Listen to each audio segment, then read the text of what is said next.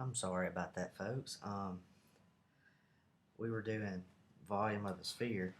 These things, I found out the hard way just then.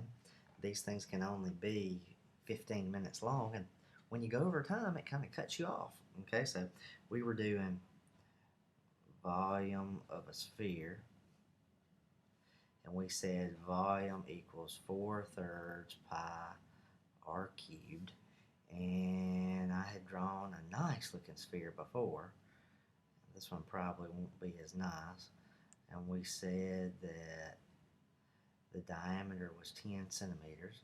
So we said this is 4/3 pi times the radius is half the diameter, which was 5 cubed. And what I was messing up with last time was, I could, what you'll find out when you're teaching is you're going to pick problems sometimes that don't come out to the best answers.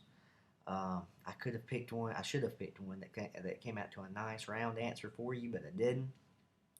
So this is 4/3 times 125 times pi, and this is centimeters cubed, of course.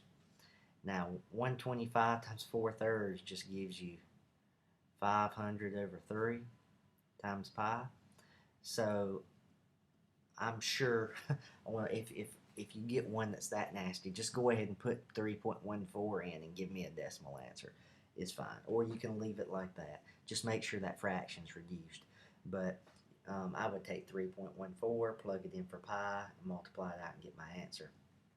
So you got two lessons here. Number one, when you're teaching, make sure, and you make a problem up off the top of your head, make sure you do your best to make it up where it comes out to a nice number.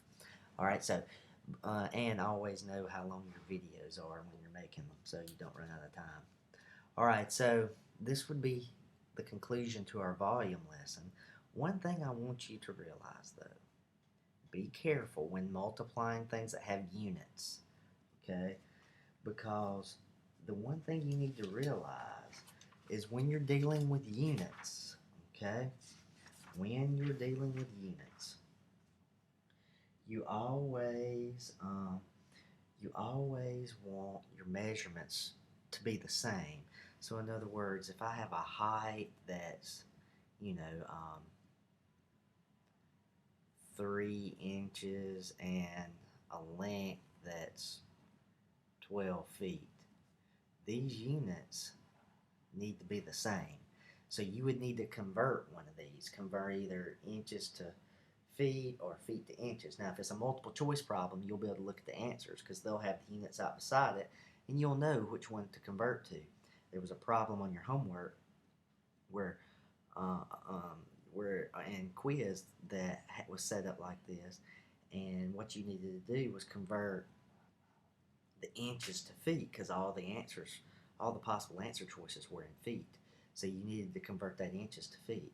So it would just be, if I'm converting inches to feet, well, remember your conversion factors. I want to convert 3 inches to feet. Well, there are 12 inches in 1 foot, so that's 3/12, which is 1/4, which would be 0.25 that you would be feet that you would be using when you're doing your multiplication. So remember that. You want to keep your units the same. In the volume section, I don't think you'll experience that very much, but there will be some problems in the surface area section that are given in different units. So be careful with that, okay? So this is our end of our volume lesson, and I will get you a short surface area lesson.